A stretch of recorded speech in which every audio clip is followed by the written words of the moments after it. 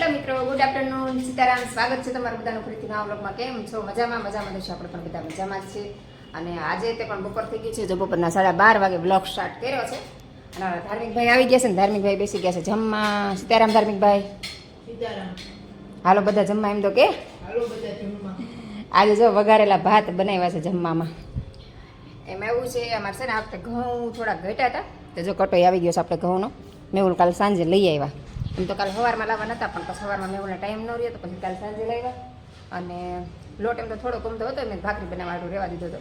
તો કાલે બપોર દાળ ભાત કરી નાખ્યા હતા ને આજે બપોરે ભાત. એમાં એવું છે સવારમાં ભાખરી ખાઈ લીધી ને એટલે બપોરે દાળ ભાત ને ભાત ને એવું બધું ચાલે, નહીતર ન ચાલે.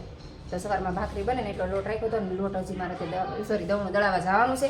તો હાલો ઘઉં આવી ગયા છે ને તો પહેલાં હું છે ને ઘઉં હારા કરીને દવણું દળાવી આવું. એમાં એવું હતું કે આ વખતે છે ને મારે ઘઉં લેવાના બાકી રહી ગયા હતા.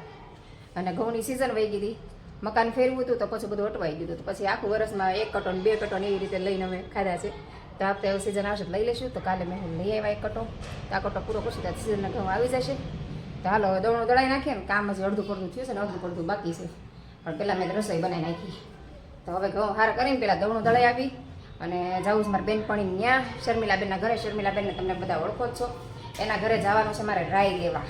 અત્યારે સિઝનની રાઈ આવી ગઈ છે. તમારે પણ કોઈ લેવી હોય તો હું શર્મિલાબેનનો નંબર આપીશ, તમે પણ લઈ આવજો. તો હાલો આપણે પહેલાં લઈ આવીએ. આપણે ચાળી લીધા છે અને આમાં ભરી લીધા છે અને આમાં ભરીને દળાઈ આવ્યા છે. ડબ્બો મૂકવામાં છે ને બહુ કેવડાવે, ડબ્બો બહુ ગરમ લાગે. તો આ કોથળી છે ને જલ્દી ઠરી જાય. તમે કોથળીમાં દળાઈ આવો. તો હાલો હવે દવણું આપણું સાફ થઈ ગયું છે. તો દવણું દળાવતા આવી. શર્મિલાબેનના ઘરે રાઈ લાવવાની છે, રાઈ લેતા આવી. અને તડકો બહુ છે, જો કેવો તડકો છે. ને અમારા ઓમભાઈ હજી આવ્યા નથી, શર્મિલાબેનના ઘરે છે.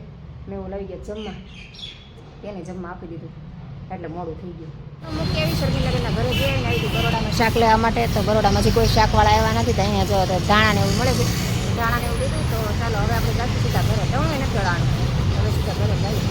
દવણું ઓમભાઈ લેતા આવું. અહીંયા જો તડકો આવ્યો છે ને તો તડકા મેં સરસ મજાના ઘઉં તપાવવા મૂકી દીધા છે. તડકો બહુ છે જો. અને એક દવણું તો દળાવીને આવી ગઈ અને ડબ્બામાં ભરીને મૂકી દીધું. અને મારા ઓમભાઈ અને પલુભાઈ આવી ગયા છે. જો અહીંયા પલુભાઈ છે, ઓમભાઈ અંદરની રૂમમાં છે. એને જવું હેર કટિંગ કરાવ. તે દી ગયો હતો ને પાછો એમને આવ્યો વાળ કપાવવાનું. કેટલા દિવસથી કહે છે જાય ને પાછો આવ્યું ગયું. તો અત્યારે પાછો જાય છે. તમે દાલ ઘડીક ઘઉં તપાવ મૂક્યો ને પછી ચાળીને પછી ભરી લઈશું. દવણું તો દળીને ભરી લીધું. અને તડકો બહુ લાગે છે, ગરમી એટલી પડે છે. હમણાં સુરતમાં ગરમી બહુ થવા માંડી છે. તમને કેવી ગરમી છે કોમેન્ટ કરીને જણાવજો. આખું ભૂલતી નથી. જો અમારા મીરાબેન આવી ગયા છે. આ શું લાવ્યું નવું પાછું? એટલે તો મેચિંગ કર્યું. અને શું કહેવાય મીરા? ચૂચુ. જય શ્રી કૃષ્ણ કહી દે. અમારા મીરાબેન જો ચૂચુ કરીને આવ્યા છે. અને અમારા ઓમભાઈ જો અહીંયા વાળમાં નાખવા માટે લિક્વિડ બનાવે છે. અને હું અહીંયા ખાટી મીઠી ચટણી બનાવું, જો ખજૂર આમલીની. અમારા ધાર્મિકભાઈને ચાટ ખાવું છે કે મમ્મી ચાટ બનાવી. તો મેં કીધું રોટલી વીધી છે ને બપોરની, તો મેં થોડુંક ચાટ બનાવી દઉં. સોરી, આજ બપોરની નહીં, કાલ બપોરની રોટલી છે. ઠંડી હોય ને વધારે ચાટ મસ્ત બને. એટલે કાલ બપોરની રોટલી રાખી છે તો હું અત્યારે ચાટ બનાવીશ અને મસ્ત ક્રિસ્પી બનાવીશ. અને ઘઉં મારા બહાર તપી ગયા છે સરસ. હજી તડકો જો મારે ક્યાં સુધી આવે, જો અહીંયા સુધી તડકો આવ્યો છે. હજી થોડોક હવે કદાચ ઉપર જશે. અને ઘઉં સરસ તપી ગયા છે. હે તડકો આવે ને, તડકો હોય ત્યાં સુધી ઘઉં આપણે સરસ મજાના તપી જશે. મારે સારું તપાવવાનું મસ્ત હોય ને તપી જાય. લે મૈત્રી બેન આવી ગયા. આવો આવો આવો. જય શ્રી કૃષ્ણ. શું થયું? લ્યો. અને ધમુભાઈ આવી ગયા છે. સીતારામ ધાર્મિકભાઈ. તૂટી ગયું છે ભાઈ, ખેંચ તો નહીં, તૂટી ગયું છે. તો હાલો આપણે આપણું કામ કરીએ. બચ્ચા પલટી આવી ગયા છે, તે બધા રમશે અને હું ચટણી બનાવી નાખું. શું બનાવે છે?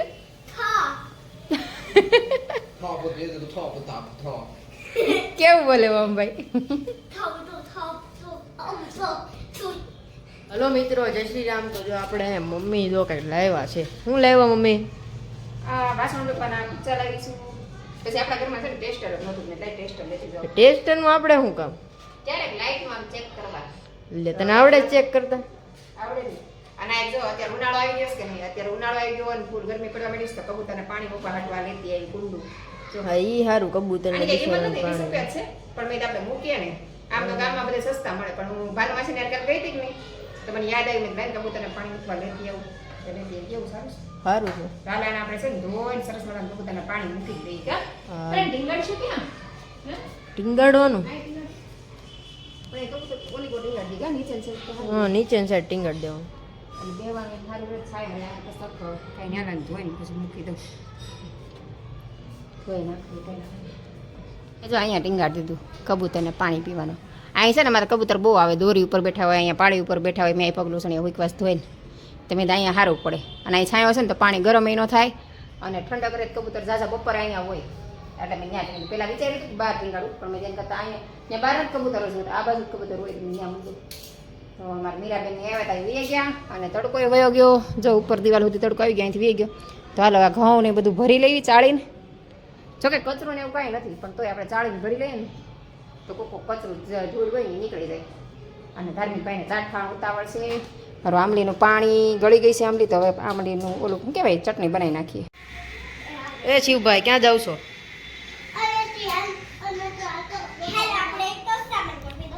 જય શ્રી કૃષ્ણ બોલી ગયો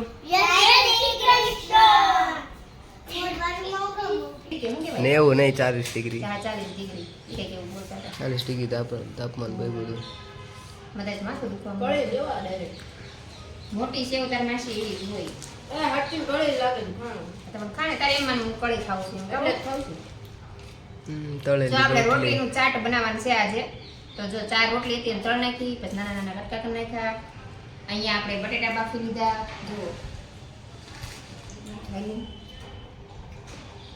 લે આ કેમ બનાવું નહીં બતાવું કોકને બનાવી દિશાને ખબર પડે લે આવું નાખું ચણા તળેલ રોટલી એના કટકા કરી નાખ્યા પછી એની ઉપર નાખ્યા બાફેલા બટેટા હવે એની ઉપર આવશે ચણા બાફેલા ચણા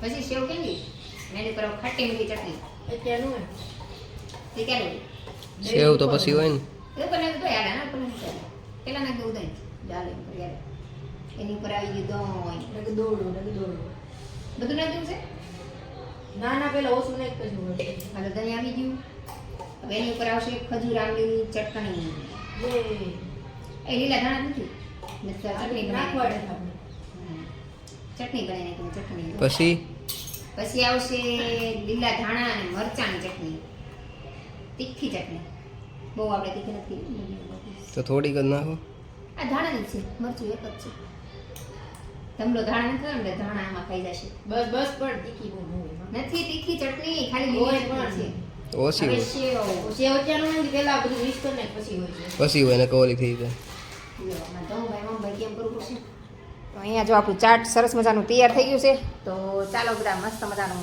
ચાટ ખાવા આમાં ઘરે ચાટ બનાવીને ખાઈ મજા આવી જાય કાલ મેં ચણાનું શાક કર્યું હતું ને ચણા બાફીને રાખી દીધું ફ્રીજમાં મૂકી દીધા હતા આ વખતે ચાટ બનાવું બપોર બનાવું પણ બપોર ટાઈમ ન રહ્યો એટલે અત્યારે બનાવ્યું તો ચાલો બધા મસ્ત મજાનું ચાટ ખાવા તમે કઈ રીતે ચાટ બનાવો છો મને કોમેન્ટ કરી જણાવજો